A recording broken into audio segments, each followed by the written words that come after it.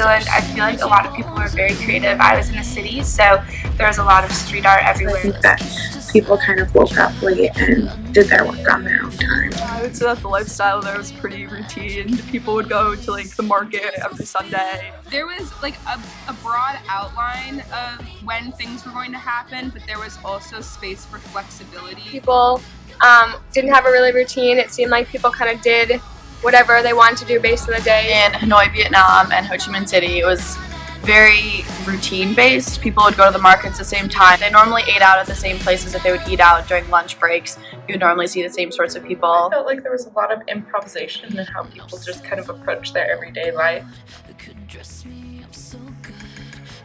No, not at all. Opposite. No. People were very nice in New Zealand.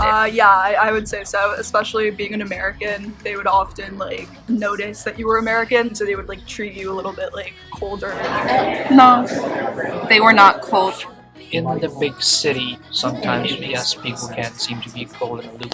I would say definitely yes, especially, you know, when you'd be walking the streets of Rome. They definitely kind of came off as rude and just overly pushy a lot of the time. People were really nice. They were really helpful. Not many people were rude or aloof. They were, but I think it was more related to social and political issues.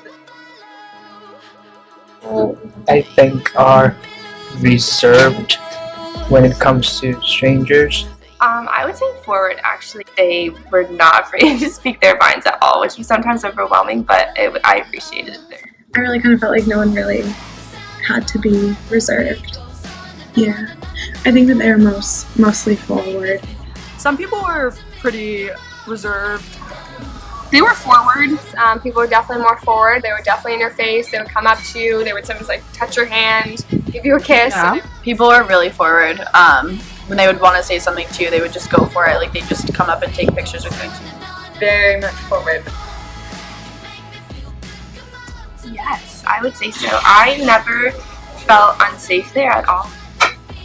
I think that everyone felt safe with anyone. No, they weren't. There's a lot of petty theft that would happen. People would always like keep their eyes on their bags. I mean, like people were like very welcoming, like letting you go into their home and stuff like that. We were definitely informed to be careful, and we definitely did experience some people having things stolen. We were told, like, be careful for your belongings. When we actually got over there, it was nothing like that. Like, we would go to cafes, leave our stuff there when we went to the bathroom, like, nothing was stolen. There were things regarding like race and gender that would inhibit people from feeling comfortable and trusting.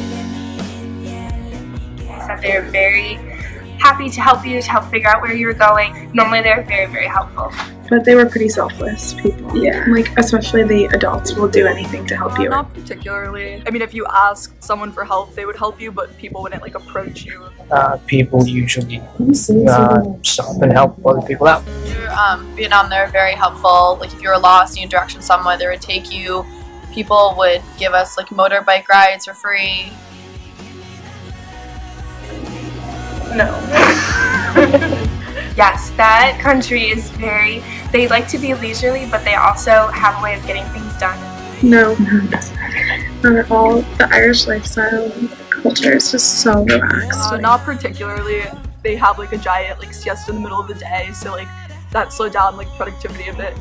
I would say probably not. I think Rome is very relaxed and kind of laid back. And they spend like 2 hours a day having their lunch, wine, and also the bus schedule was very inefficient. It was a very efficient process in Vietnam.